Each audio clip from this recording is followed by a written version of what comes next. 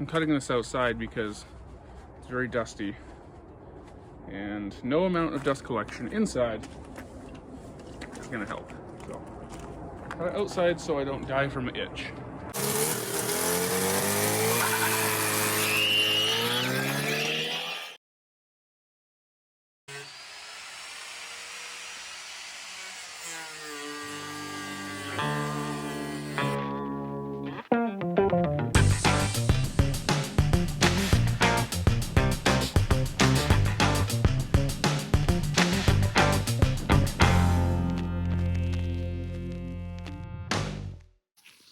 Okay, so I've been designing some hinges.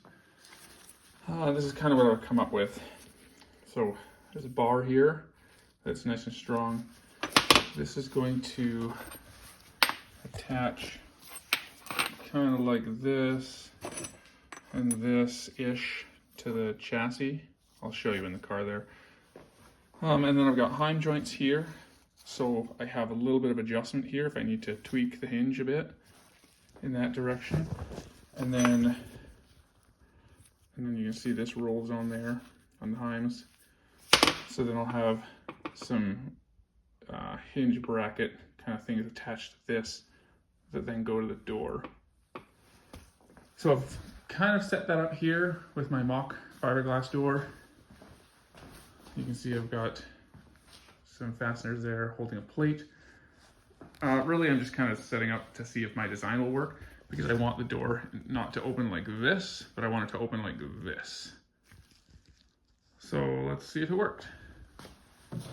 In theory, the door should just generally stay there. So far, so good. So far, so good. Okay, I'm gonna put it on a stand so you can see better here. Okay, here we go. Let's see if it works and clears the body and stuff. I'll have to, the door is sitting a little low there. Obviously that won't be the case in the real one, but it should miss the body and open up nicely at a cool angle. I'll kind of show you. It's all just like hacked together with garbage right now. I'm just trying to get some angles so I can make a template. But you can see what I've got going on in there.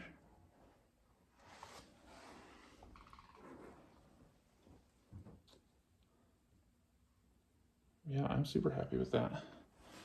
So obviously it will work. And you can see here, again, nothing's aligned, but if I can switch this around. My main concern was that when it closes or opens, was that right there. I don't want it to rub. So that has to do with the geometry of where that pin is. So if that's hinged here versus here versus here, that has a lot to do with that gap and that rubbing. So once this is brought up flush in the actual proper door, it won't come close. Like you can see that, how it just is like 0.5 millimeter away.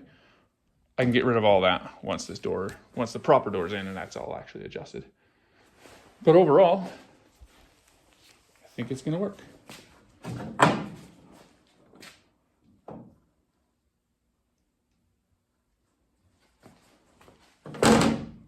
Obviously, I'm gonna have to build some kind of an inner, like on the real door, I'll have to build some kind of an inner door structure that will obviously also incorporate that mounting point, and some riv nuts.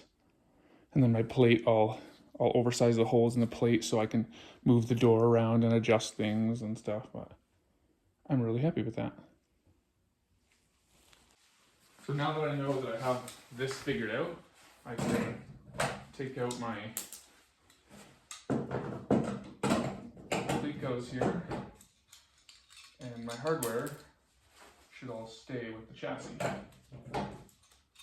So then what I'll do is I'll take that hardware, obviously it's all just ugly and garbage, but I can take that hardware, all of this, and now I have my angles and things that I need. So I can take that and turn that into a into a template, kind of, to make nice ones. Now that the door's off, I can show you this a little better.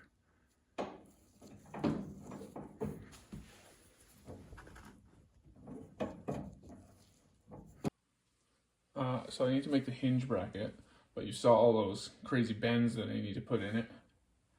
So I've got my flat bar. I'm using 1/4 inch by 1.25 inch flat bar to do this. I know it's way heavier than it probably needs to be, considering this door is going to weigh like 8 pounds, but still. I don't want some moron to swing it and then something happen and I have to readjust the whole door. That sounds like a nightmare to me.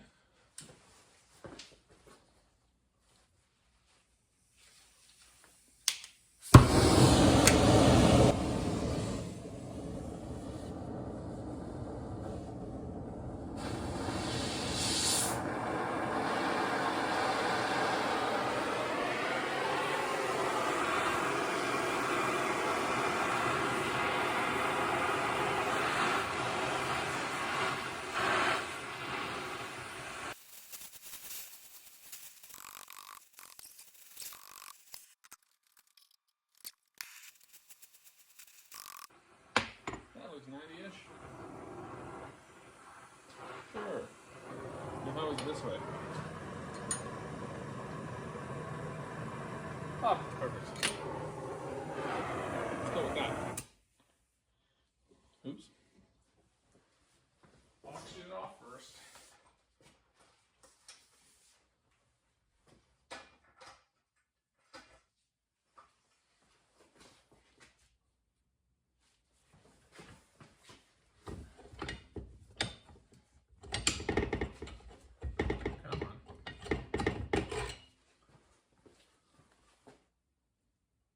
So that's the initial shape I'm going for.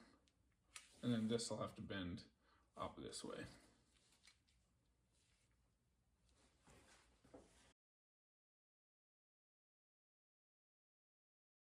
Okay, this thing is hot as balls still, but you can kind of see what I'm getting after here.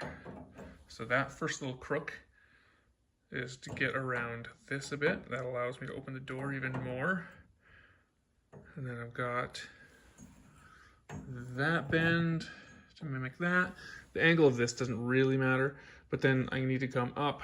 You can see I need to come up to match this bit at a bit of an angle. So I'm gonna use this angle to kind of bring it up to that angle. A lot of this is just guessing, honestly. Like there's no plans or schematics or like CAD for this. I'm just kind of pulling this out of my butt.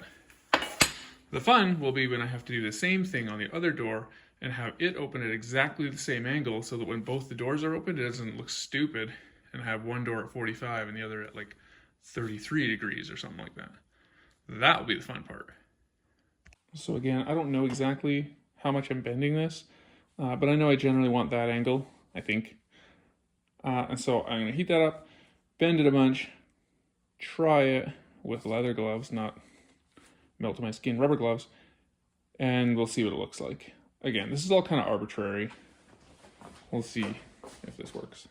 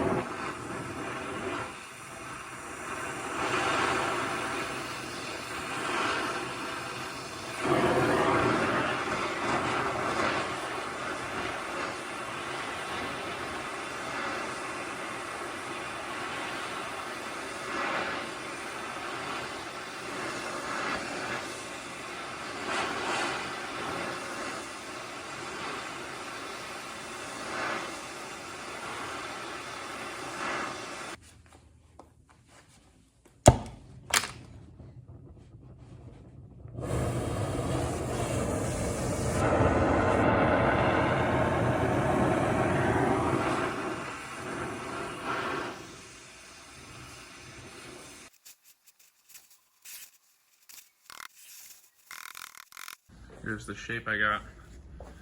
So this is my weird door hinge shape.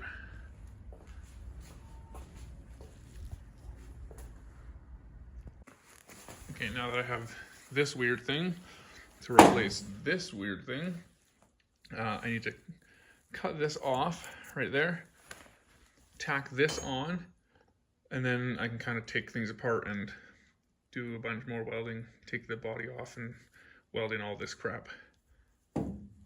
And then I'm gonna leave this long because I don't know where that door is gonna come to, but when it comes down to it, then I can just trim this off kind of where I need it. And I'll kind of figure that out as I go. All right, so that has been replaced with this. Works pretty good. Clears the body a bunch. And then, like I said, I'll trim this off to kind of land wherever it needs to land on the door. Once I kind of build all my, door skin and all that crap for the inside. All sprayed up so that I can not have to worry about that bit anymore. And this bit, again, will get cut off and I'll weld all that and then, spray some more. But for now, my hems are back in permanently. Everything's welded. And I've got a bit of tension on this. What's kind of nice is I can tension the bolt here to give myself a nice loose swing or a tight swing. So depending, I might have to put a piston in this, just given the way the door opens, or we'll see how my hems do, see if the tension on that will kind of make it nice enough. I'm not sure yet. Now that the body's back on, and my stuff is painted there generally, so I now need to make a flange, kind of like this. Like this one, obviously the flange that the door closes against. So I need one here as well. I guess it kind of starts here, comes around and to there. Same idea, just so that you don't get whistling or something stupid while driving. And obviously as well, because this stuff is kind of flexible, it gives the door something to close into and bump into and give itself kind of a tight gap there, rather than just kind of floating and hoping I can get everything right. It can close into something tight and then stay with a nice transition here. So the way I'm going to do that, and obviously here I need to, avoid. Like obviously I have to kind of start here and go that way, and then start here and go this way because of the hinge, which is fine. So the way I'm going to do it is I got my door mold here. If you remember way back in one of the first or second videos, whatever, I put this line into the mold as where my door goes, and it worked out pretty close. Again, it's just kind of a general reference. So I can take my actual door, lay it back into the mold, about in that position, and it'll kind of find its own home. So right about there. So you can see I'm not off that far, which is cool. So to get that proper curve, to take that shape, I'm going to use the mold again, just like I did for the back of the car, the engine cover, and I'm going to do the same thing. I'm going to use fiberglass to do this rather than carbon, just so I don't end up with, kind of grainy whatever on the inside. So then I'll just kind of make something like this, pop it off, sand it up nice, and it should fit right on there perfectly. So instead of using wax and PVA on this, which gives you a nice release, but it also gives you a bunch of crap you got to clean up later, I've been using stuff called Free Coat. It's just, obviously this is not the can it comes in, but it's made by, who the heck makes it? Loctite brand. So anyways, basically a liquid just like this. It smells like if you took a Sharpie and like shoved it up your nose. That is what this smells like. It's really cool though because it flashes off, so you can wipe it on. I'm going to spray it on. And this is the kind of thing similar to wax. So if this was a brand new fresh mold, you would prep it by cleaning it, whatever, and then you would wipe on free coat, and you would wipe on like 7 or 8 layers, let it flash off. It flashes off very similar to acetone. Like it literally just disappears. It doesn't leave any residue, it doesn't leave any buildup like PVA or anything, like not like wax, nothing. So this mold, because I popped a door out of it the other day, it's already got 2 or 3 heavy coats of sprayed on stuff. So I just only need a little bit here for what I'm doing in the area that I'm going to be doing. I should be wearing a mask, but then I can't talk to you people. Because yeah, this stuff legit smells like Sharpies. So then if you watch, I don't know if you can see in the video, but if I kind of blow some air on that lightly, see how it begins to evaporate. Hey baby, come on up. It stinks in here. Probably shouldn't be in here. Come. So you can see how it kind of flashes off, and then once it's flashed off, I'll spray another coat. And honestly, because I'm putting it on with a sprayer and it's going on pretty heavy, 2 coats is actually enough. And like I say, it leaves no residue, no buildup, no cleanup after the fact. And the more and more and more you use these molds and put a layer on each time, you could almost start getting away with not even having to coat them anymore.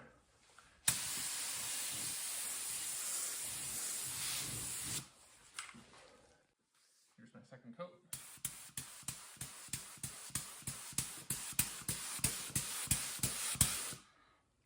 I won't go as thick as the first one. Yeah, even if you get runs in this stuff, like if you get runs in PVA, it's gonna dry like that, and then you have almost like lacquer, like, or if you were spraying paint and it gets runs, now you got to sand that out and stuff, because you'll see them. This stuff, if you get runs, it almost doesn't matter, because like I say, it just flashes off. Like it leaves no residue, no buildup, no nothing.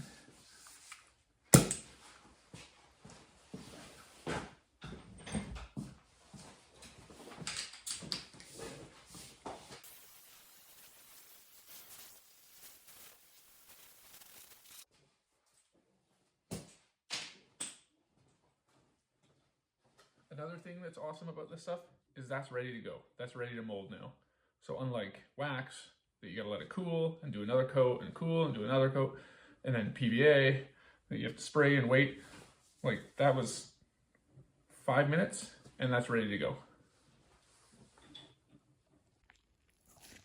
Okay, I lied. I used carbon and 1 layer of glass just to give it some bulk in the middle to thicken it up. So this has already been released from the mold. That one is still going. So here's this odd shaped piece. You can see my line in it. So this, obviously will get trimmed and such, but this will go, which way? This way.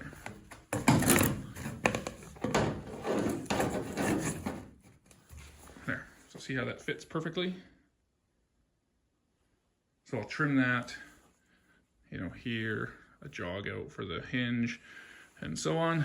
And then I'll bond that in there, and that becomes my door flange. So here's this thing. This is what it's become. This is for the other door, obviously. So here's this flange.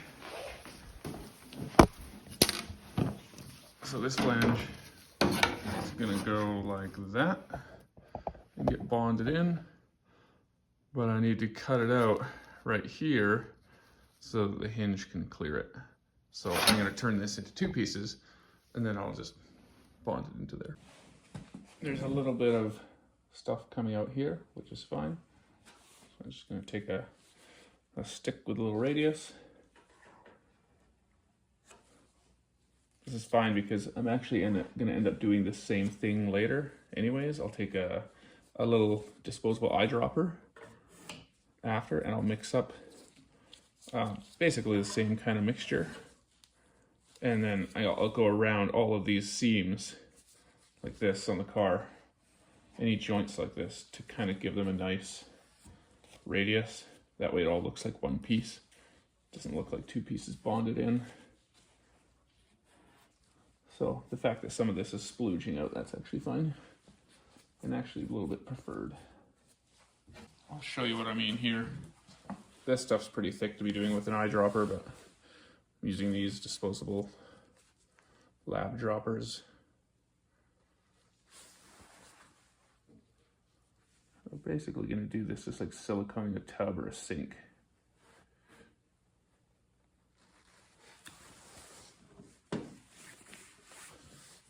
That's annoying. We'll do it with the brush carefully.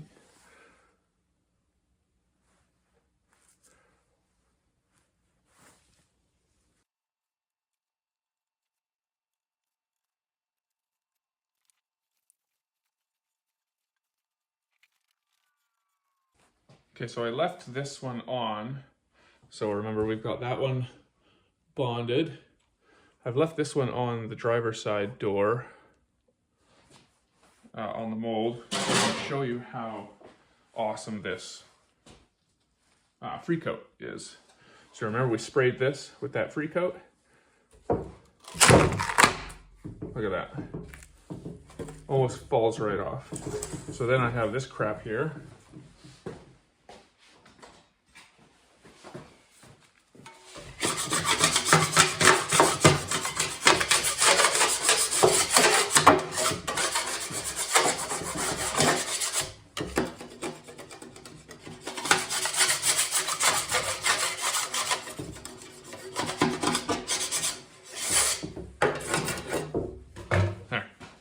Quick wipe, and that would be ready to go again.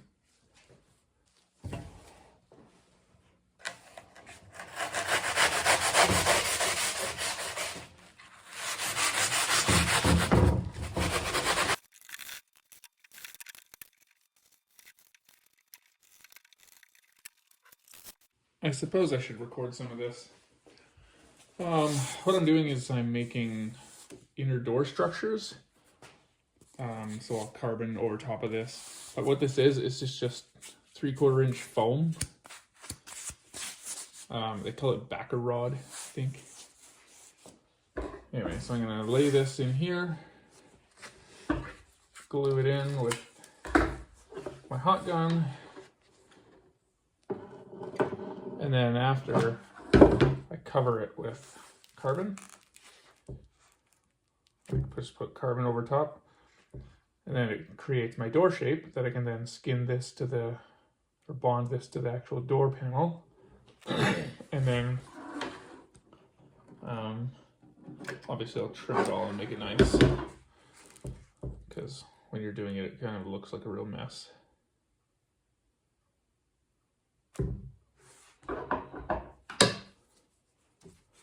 And it should give it a whole buttload of structure.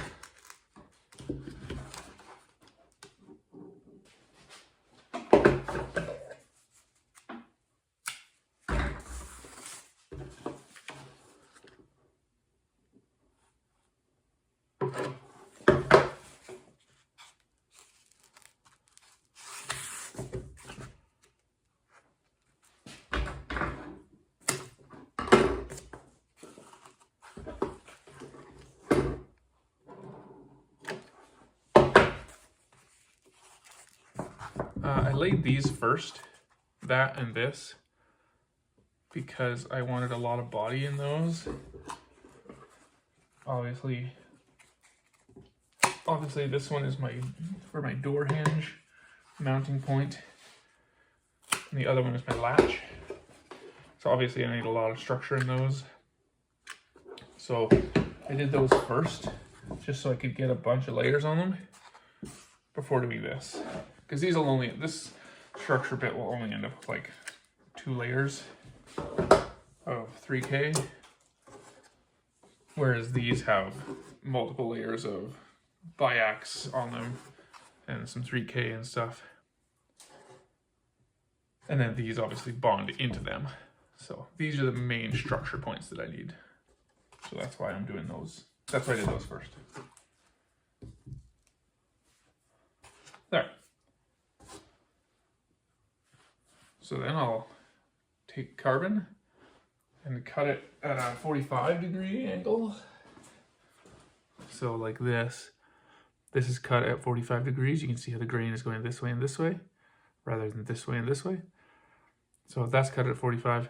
And then what I'll do is I'll spray tack those down like so over everything, and then resin the heck out of it and do 2 layers. And then when it's all cured, this will all pop off and keep its shape and be able to bond right to the door panel.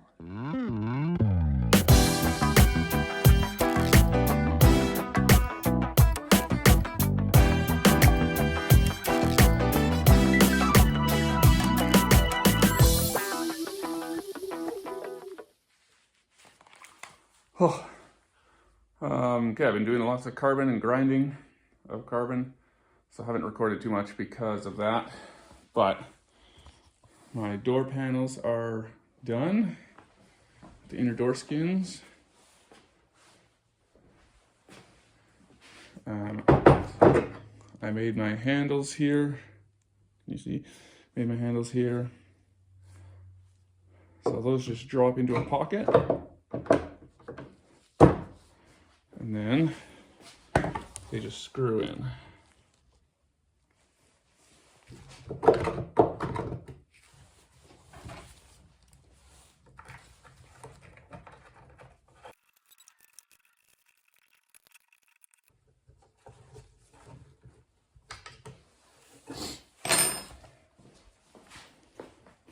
Just like that. The way I've designed it to work, I told you I had to put this in the vise, and then I heated the springs here to lessen the tension of the bear claw. So that's like that, and then you just pull up on this, and she opens.